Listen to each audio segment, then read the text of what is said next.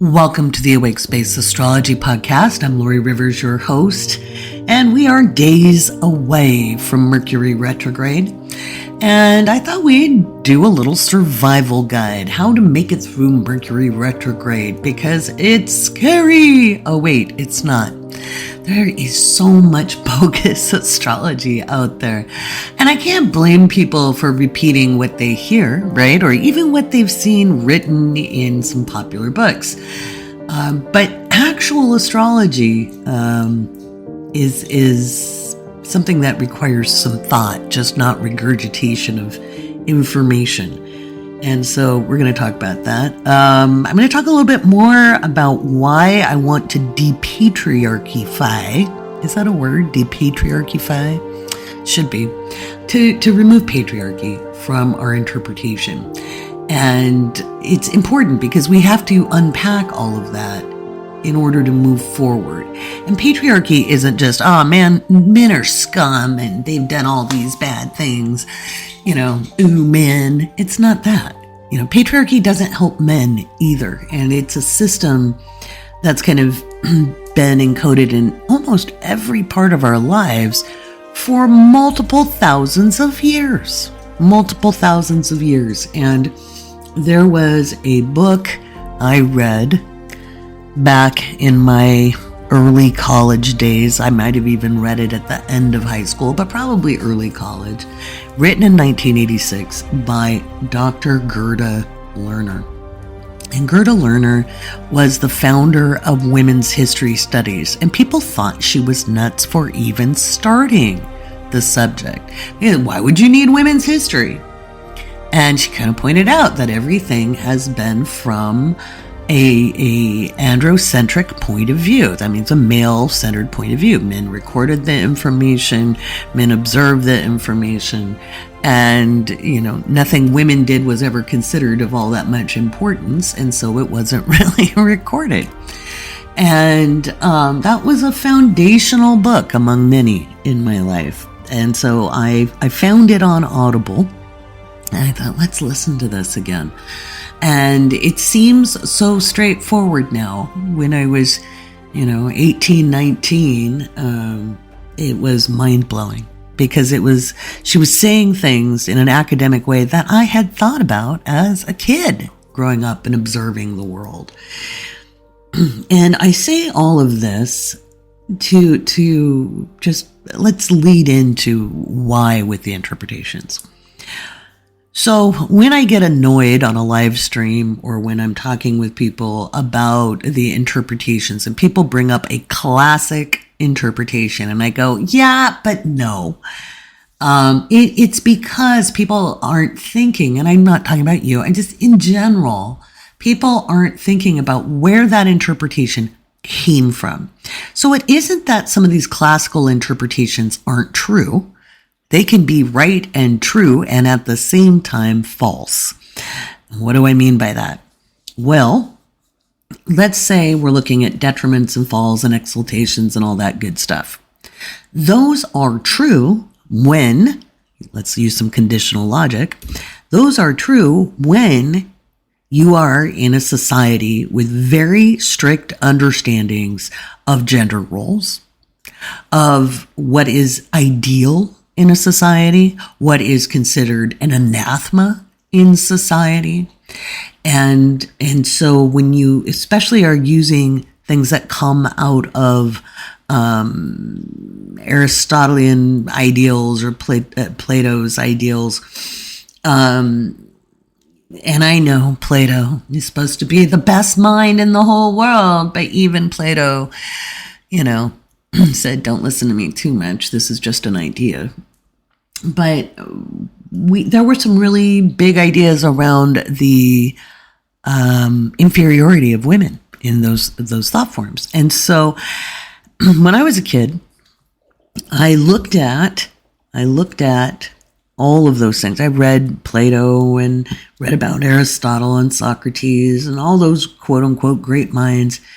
And I'd be like, well, okay, we say they're great because somebody said they were great. And we've said they're the best because somebody said they were the best. What if there were other people And people just didn't like them or their ideas. But what if they were smarter? And people would look at me like I was like made out of, doggy doo-doo or something. Like, how dare I say that about those great minds?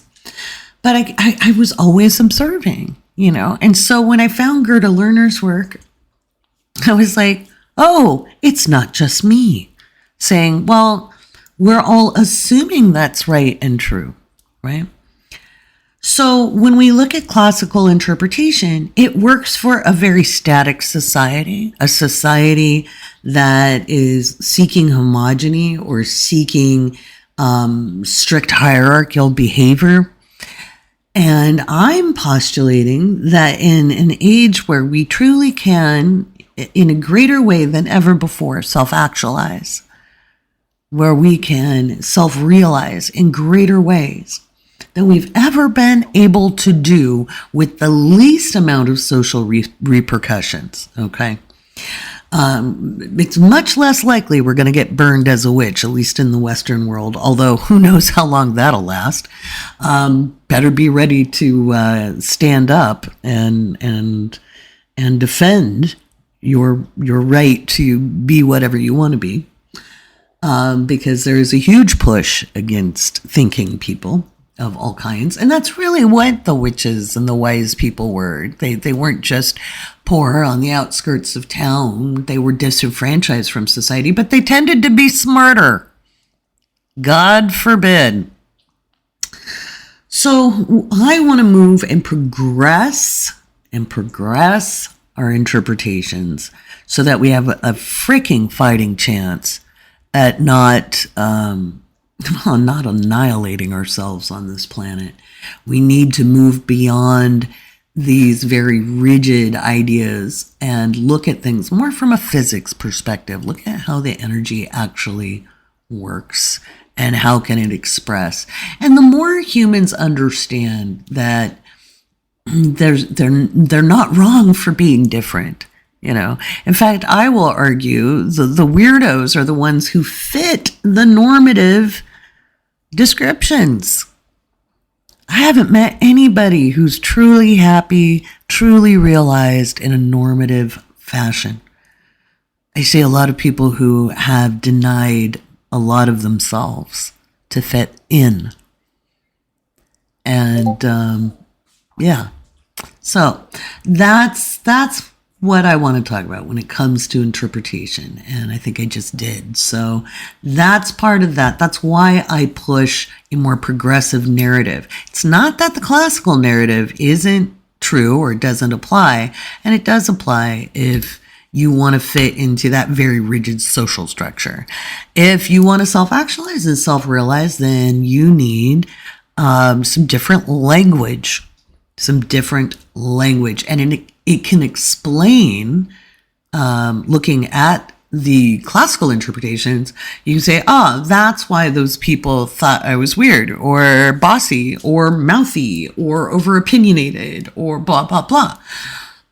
But we can take away the idea that there's something wrong with you. I don't truck with that. All right. I think each of us as individuals has a lot to contribute to the greater whole. And by shunning and shutting people out because they don't fit the mold, I think that's led us into, our current debacle on this planet. And I'm just trying to help as many people kind of rise into who they were born to be so we get some solutions and we get them as fast as we can because we need to. Well, also, what else are we going to talk about on the podcast? Because I think I just covered that depatriarchy-fying pretty well there. I think I'm going to bring some mods on and we will talk about some astrological stuff together. Yeah, how's that for clarity? We're just going to talk about astrological stuff. And then your Mercury Retrograde survival guide at the end of the show. And of course, we're going to do some patron shout-outs, because why not? Alrighty. Be right back, and we'll be talking to some mods. In the next clip, we're talking to the apprentices or the astrologers in residence about their practicum experience, what it's like to work with their mindset, understand their capabilities, and how have they grown in their confidence. There's some really great discussions with Casey, Rita, and Jennifer from 2 weeks ago on the behind the scenes episode that we did our Mercury Retrograde prep for patrons. If you're a patron, you can find that recording. Just scroll through the posts. It's from like August 26th, 28th, something like that. If you're not, well, you get the pleasure of listening here.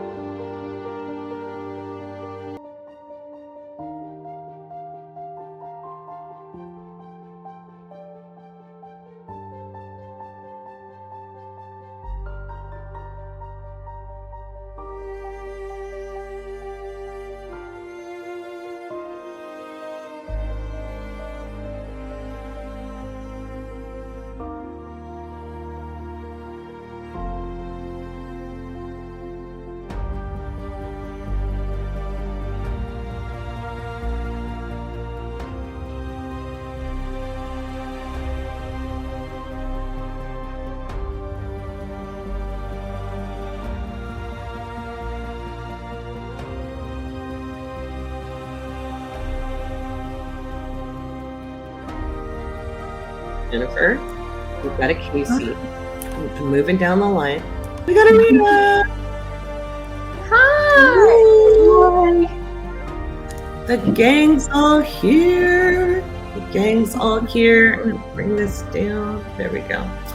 Welcome. So, you guys have been at it. You've been reading like machines. How's it feel? Feels pretty good. Yeah.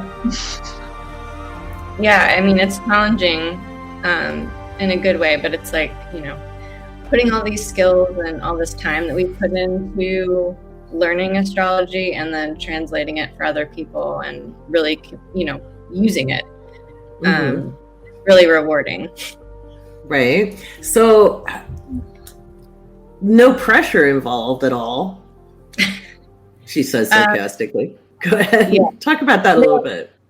Yeah, I personally, that was kind of my new moon, I think, was just like this week was just facing confidence, and it happened for me in my third house. So I was thinking about like how, about communication, and it really is like delivering information away. So I was trying to, put those things together since I really was doing a lot of prep this week.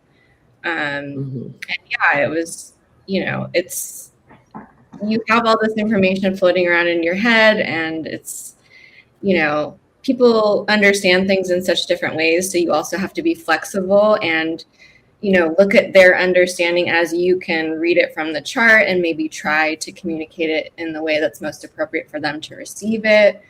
So there's like a lot to think about, and there's a lot of different factors and a lot of skills that you can bring to it. And so, yeah, it's like, it's very easy, for me to get into the mindset of like, there's so much to know and so much to do that it can be intimidating. And so, yeah, I was really like facing that this week. And I think it was also because I had like a 2-week gap between this week's reading and the last week's reading. So I had a little too much time to think. I don't need 2 weeks to myself. I will make problems. I'll make problems for myself, I guess. I love the drama in my own head.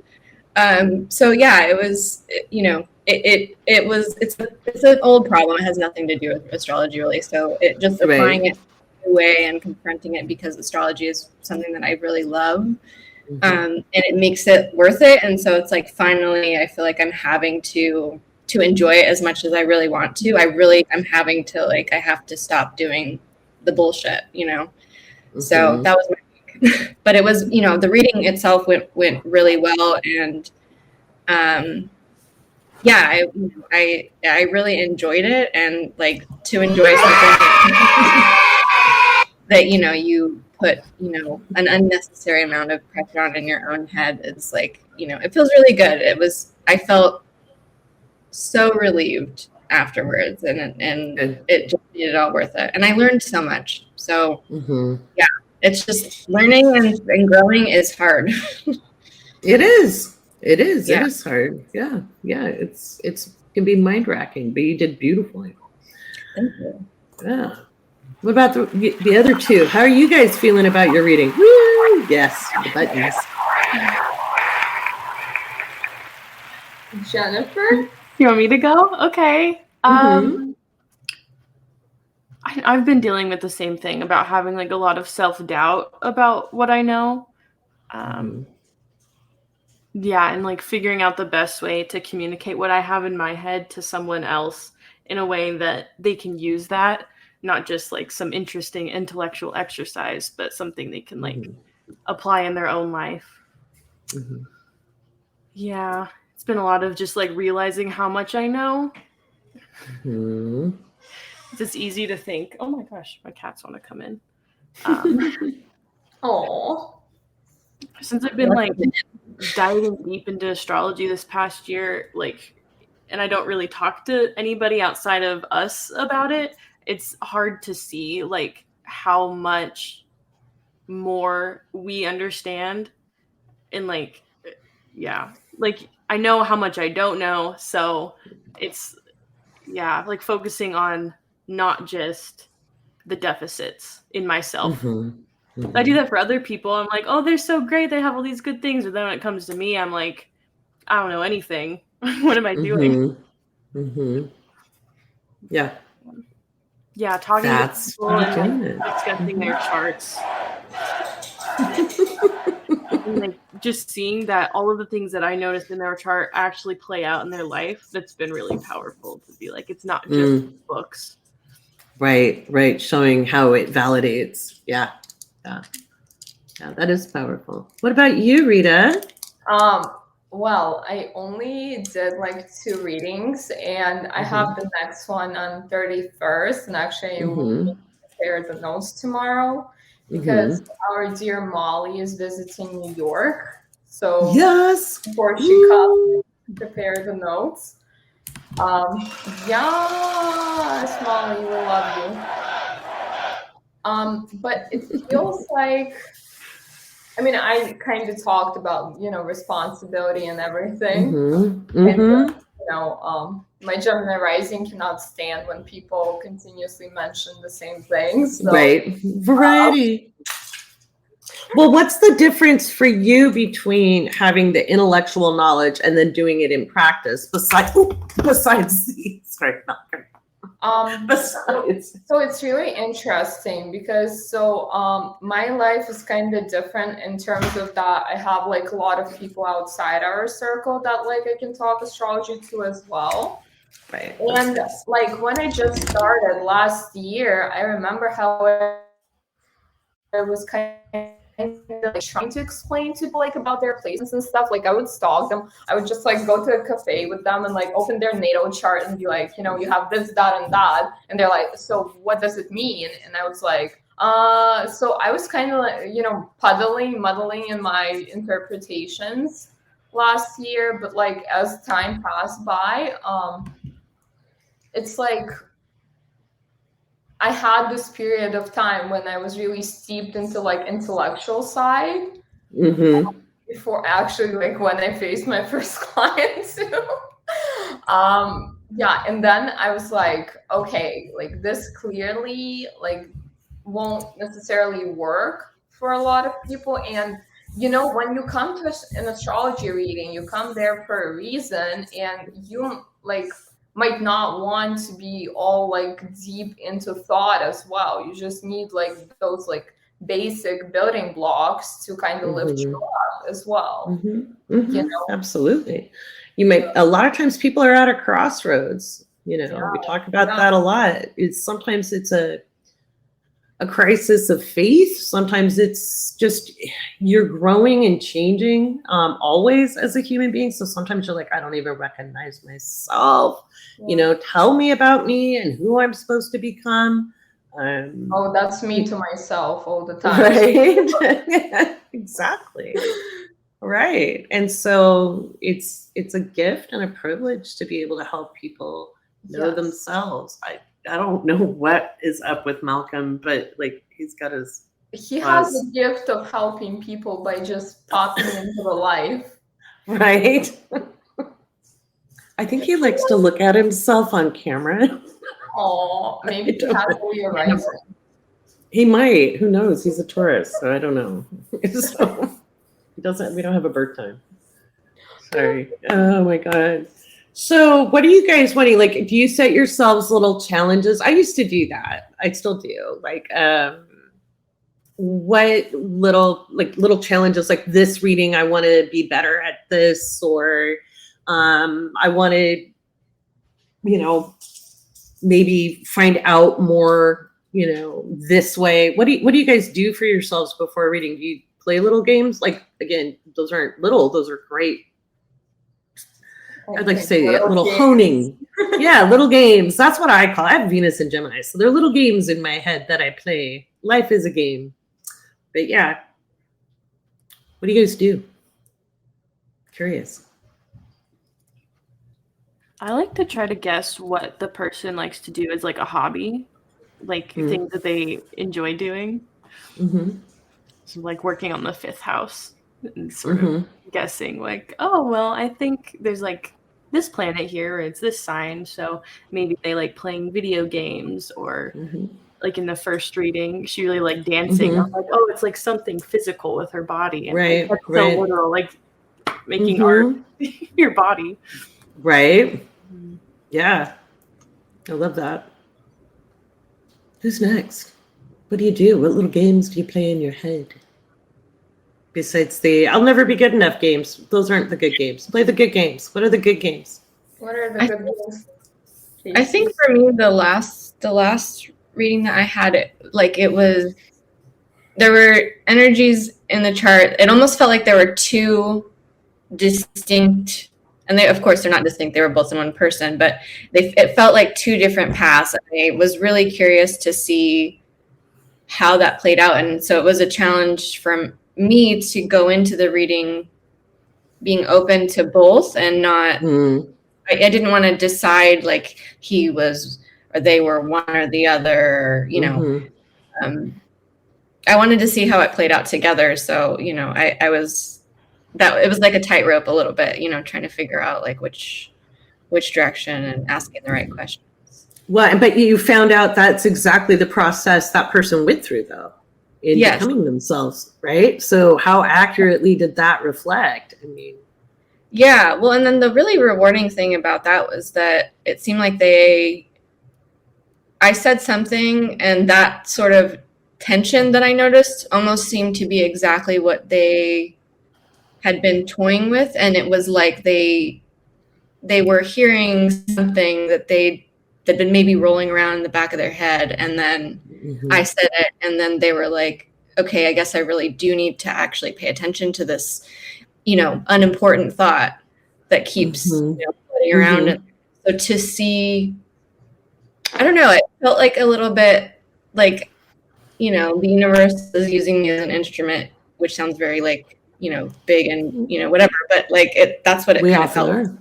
But we often are the catalyst for people taking off into something. And that's something as a metaphysician in any modality, you are an instrument of the universe, whether you're a healer, a tarot reader, a medium, an astrologer, it doesn't matter which modality, because you're dedicating yourself to that. So you are an instrument. Yeah.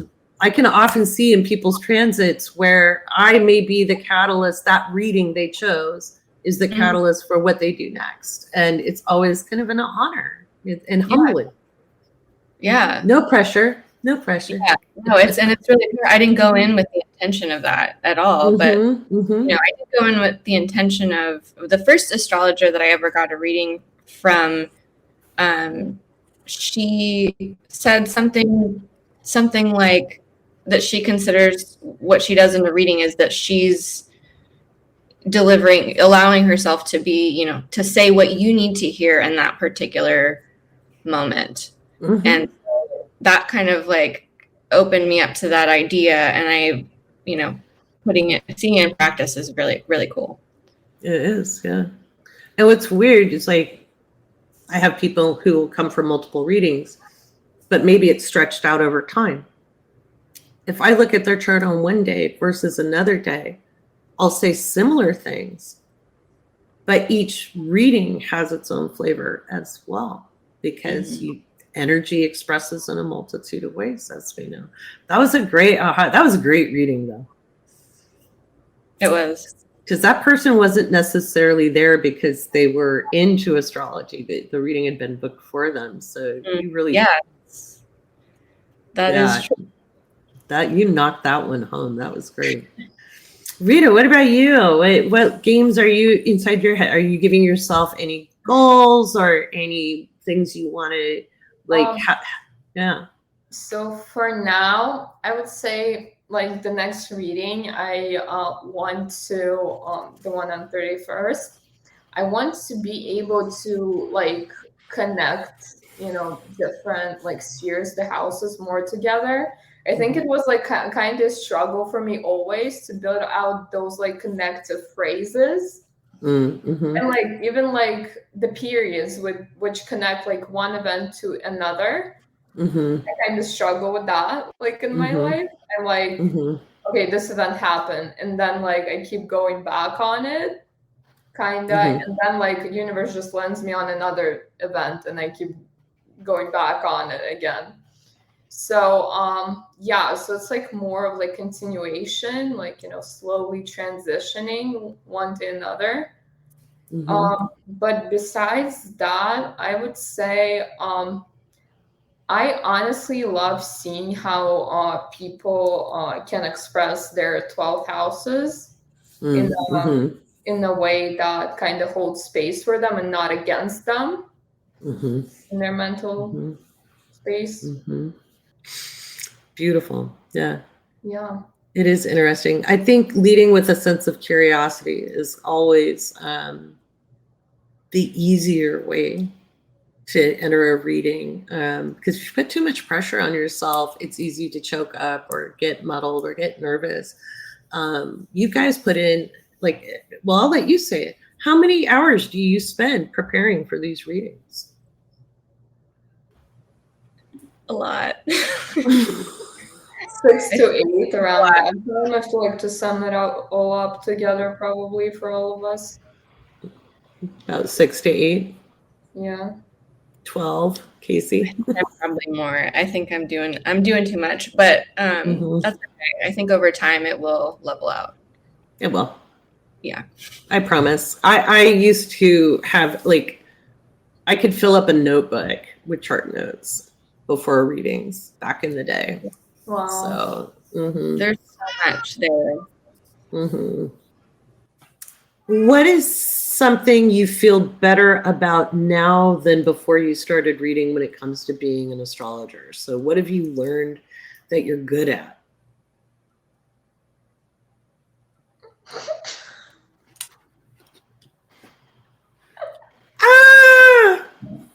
No, that's hard. Scream.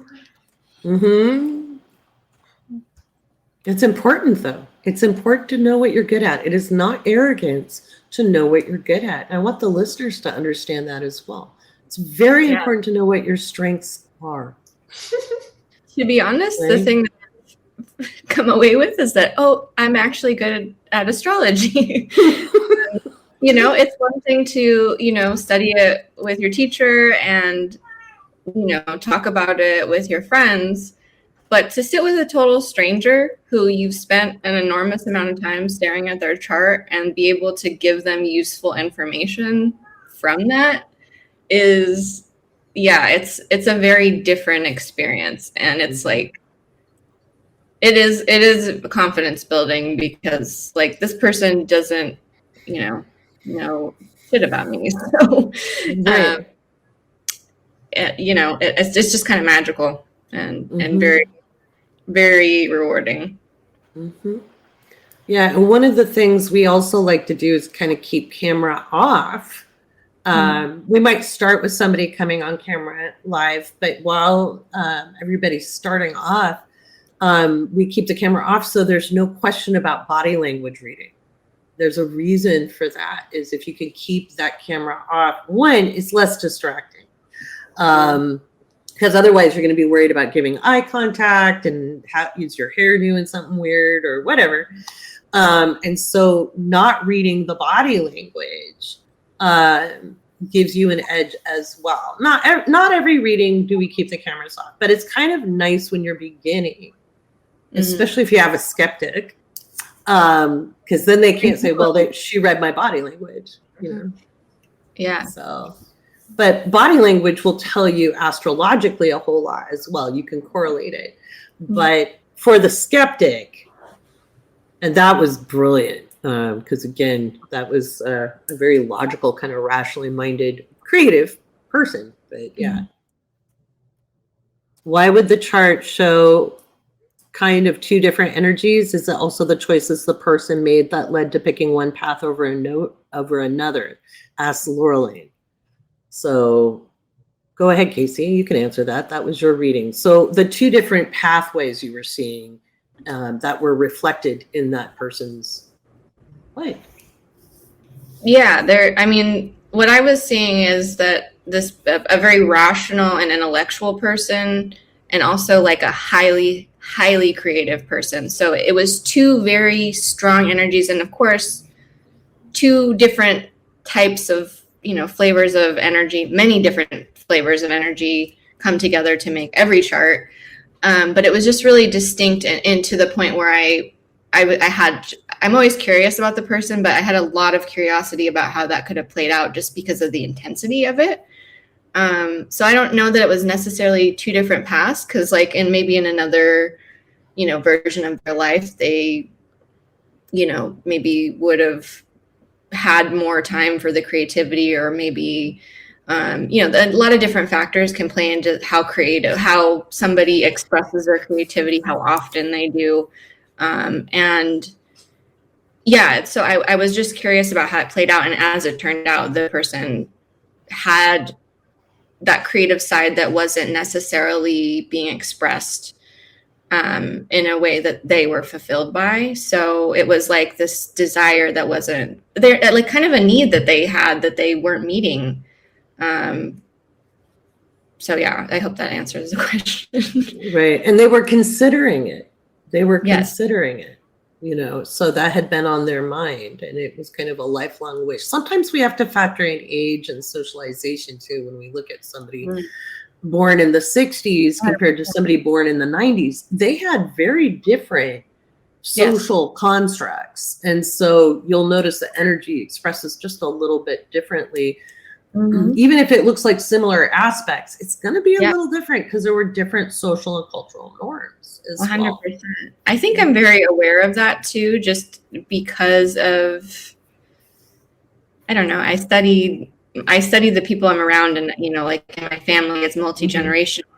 I can see those distinct sort of layers and what the opportunities were like, and how their mentality, their social cultural programming, led them different ways than perhaps me, who I grew up believing I could do whatever I wanted. Like that was really that's not what my previous generations necessarily felt. Yeah, exactly. Yeah. So go ahead, Mia. To add on to that as well, like it's really interesting. I think like what I also like about like reading people is that I do dissolve my own biases when I look at another person's life and how they are working with the energies. Because like, for example, being logical and creative actually is not contradicting, and society often tells you that it is. So absolutely.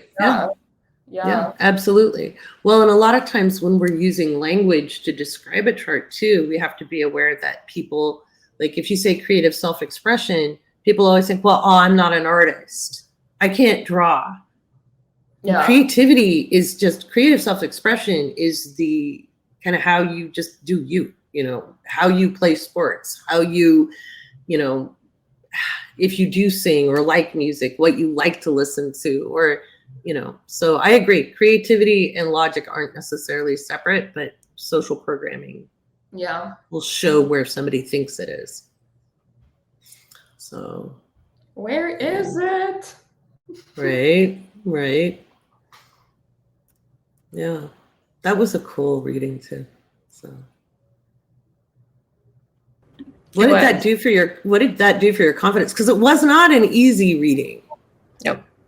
I found the chart particularly challenging. So the fact that it went, you know, I was not expecting to go in and to be terrible. Like that wasn't the expectation that I had. But you know, to have it go so well, and they were like, you know, not the bubbliest, you know, most overtly complimentary type of person, and to see their delight was fun. And yeah, it is. I mean, it definitely made me feel more confident, and then especially on the back of, you know, having a particularly you know, stressful, anxious week about my ability. It was like, okay, I really don't need to, as much as possible, I don't need to kind of feed that energy. And it really just kind of behooves me to, you know, relax and like trust that the process that I'm doing works. Absolutely. Yeah. Good. That's the most important. That's part of why we do this, is to build that confidence. And not, go ahead. More confidence in my intuition too. You know, it's kind of following those inklings, and also not being like, you could go into a chart and you're doing sort of the analysis, but I don't know, that you can do the astrology, but also sort of be softer about it and be receptive and to be open to kind of those quiet, but, you know, specific thoughts that pop into your head when you're looking at a chart. Being open. Yeah.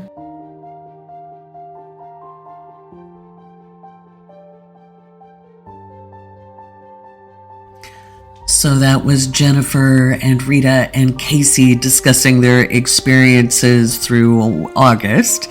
They are really reading this month, and it is Mackenzie's birthday month. If you don't know who McDubs is, you haven't been listening to me very long. Mackenzie is my first pancake, my first astro baby, and my first certified natal astrologer, and she has availability for natal readings on wokeastrology.com, and we'll be sending out a very special patron-only discount for natal readings with Mackenzie. I'm not doing natal readings. Each one is going to either go to Mackenzie right now, or you'll have to wait till the other astrologers have passed their practicum. And as you can tell from the conversation we just had, it's about confidence building. It's about knowing you know more than the intellectual side, that you're really of service. You're communicating in a way you feel comfortable, and you know you're doing a good job. That's the part that makes this a long-lasting career. It's really easy to kind of throw your shingle out and try, but so many people have such a hard time continuing in an astrological or even a tarot or mediumship practice because they don't have the professional skills. So they're learning the business end of the buggy whip, and I'm helping promote that as well. So each one of these people are just remarkable. Just remarkable. I'm very proud of everyone. So let's do some patron shout outs. in just a minute. Before I get to patron shoutouts, though, I do want to talk about something that's been bugging me. Are you ready for something that's been bugging me? People are so ready to see what's wrong with them. I cannot count the comments I get from people who have studied just enough astrology to be dangerous. They'll be like, I'm really sad that I have this placement in this house. I think it really ruins it. And I'm like, that is really a narrow way of thinking. And why would you think disparaging things about yourself? Why would you do that? Why would you be an agent of repression and oppression against yourself? The whole idea that there's a bad spot for a planet. Now, it can reflect challenges you had in your early upbringing. It could show challenges in dealing with the quote unquote normal world. It could show a whole lot of things. But it doesn't mean there's something inherently wrong with you. Because when you self-actualize and you self-realize, you look at the rest of society and you're like, fuck it, and you go live your life. Ask me how. Ask me how. It's not that I had it easy and I always just got to do things my way. Well, I've always done things my way. And that really shows in my chart. And it's funny because back in the day when I was learning astrology, I would have these older astrologers go, well, you're very rebellious. And we're like, fuck yeah, I am. You know, screw a system that has oppressed people at every level, whether it is through economics, race, gender. Those norms are lethal. And they are part of why we have polluted the planet. They are part of why we have completely dehumanized one another. So why the fuck would you dehumanize yourself? Stop it. Stop it. I'm going to be working. In fact, it's Labor Day, and I'm going to be working on a very beginning astrological ABCs class. Like, it's before Astrology 101, because I want you guys to have a better handle on how you talk about yourself, which includes how you talk about your astrology chart. Stop looking for problems. Stop it. Stop picking yourself apart. Stop it. Stop it. Venus is in Virgo right now. It is time to appreciate the minutia about yourself. That's right. There's nothing negative about Venus in Virgo. Okay? Nothing. Venus in Virgo appreciates the finer details. It's a love of caretaking. It's a love of conserving and crafting. It is a love of healing, okay? And seeking that which needs to be healed, and healing through love as well as fur babies, okay? You can't look at Venus and Virgo and think, oh no, it's shitty. It's not. Go look at my TikTok Venus playlist and then come talk to me. Okay? Okay. Don't argue with me. People don't really want to argue anyway because I like arguing. So they'll be like, you just think you're right. I'm like, prove me wrong. Prove me wrong. I actually like that though. If you can, like, my kids learn that. I have a very reflexive no. And so I realized that wasn't fair. So when my kids were young, I'd be like, okay, if you can logically argue a point and you can show I was wrong to say no, we'll renegotiate. Well, my children are very, very good at that. And I'm okay being wrong. You know, people don't think I would be, but I have no problem. I'll be like, oh shit, I left that out, or I cited that wrong, or I remembered it wrong. Okay. You know, it's okay to be wrong. It's okay to be a novice. People need to stop acting like they know more than they do. It is okay to be a novice and a learner. And it is okay to own your expertise. All of that is okay. All of that is okay. All right. Let's get on to patron shoutouts now that I've given you my lecture.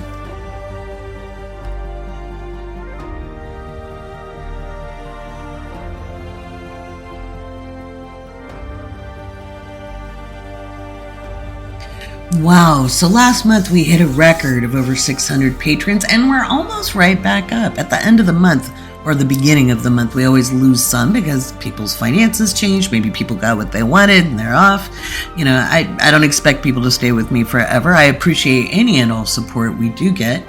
Remember that there are special podcast episodes I do just for patrons, and those are up, especially the pinned post about the Orange Man going down. We've had some wonderful validation on those predictions. I will keep you up to date on that. But for right now, let's give some big shout outs to our newest patrons.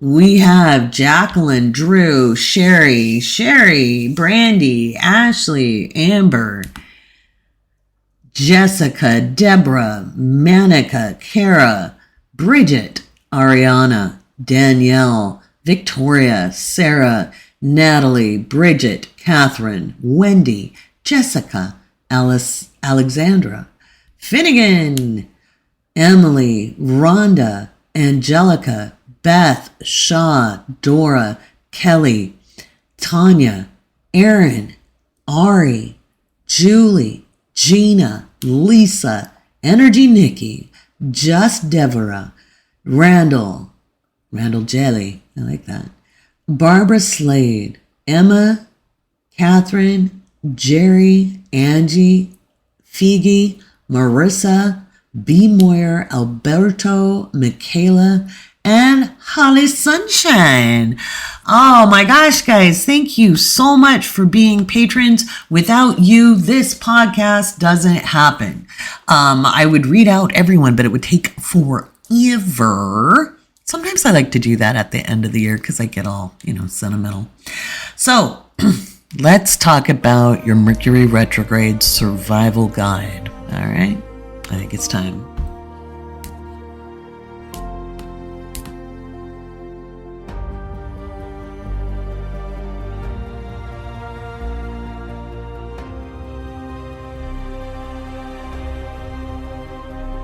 All right, Mercury Retrograde begins on the 9th of September, and it continues through October 3rd. Mercury will start in Libra and slide back into Virgo. This is an extraordinary time to get yourself organized, okay? If you are not ready for winter, this energy is the time to do it. I want you to go do a Costco run if you can afford it. Make sure you get wheat products. If you haven't, if you can, eat them. I mean, not everybody eats wheat, but if you eat pasta, if you bake bread, if you bake cookies for Christmas, get your flour now. Inflation is going to go sky high. Okay, it might dip a little, like we might see gas prices dip because, after Labor Day, all of that. And of course we have midterms, so they're really going to try to make us feel better. But I tell you, food prices are going to go off the charts. And so you want to have that stuff. And that's not just going to go away. That's going to continue through the next couple of years. So you want to keep your pantries stocked. I've been saying it for years. If you don't have seeds, get seeds because those are going to increase in prices. You might even buy some plant food and fertilizers and so just to store. Okay. And I'm talking you can get the dry stuff. You don't have to get wet stuff, but if you can store things, do it. I'm not telling you to hoard, but I am telling you to stock up. If you live east of the Rockies, winter will slide in pretty fast. Okay. The fall is not going to be a very long fall, and we have very, very volatile energy in October. So this month, September of 2022, is the month to really finish your preparations. And Mercury retrograde, especially once it gets into Virgo, is really going to be a time for that. Now, my thoughts on Donald Trump during the Mercury retrograde time. I think we might actually see an indictment before the midterms. It's not an actual law or procedural rule to not do something 90 days before an election. It's more of a guideline. But we could even see that this week. I could be wrong. I could be wrong, but it's my thought. They may move fast. It may depend on what they've already seen in the documents. I know a lot of people are making a big deal out of that Trump-appointed judge, saying, they have to stop looking at all the documents without a special master. Do you think they didn't know that was coming? It's a Trump-appointed judge. I bet they've had crews that as many people as they could working on those documents.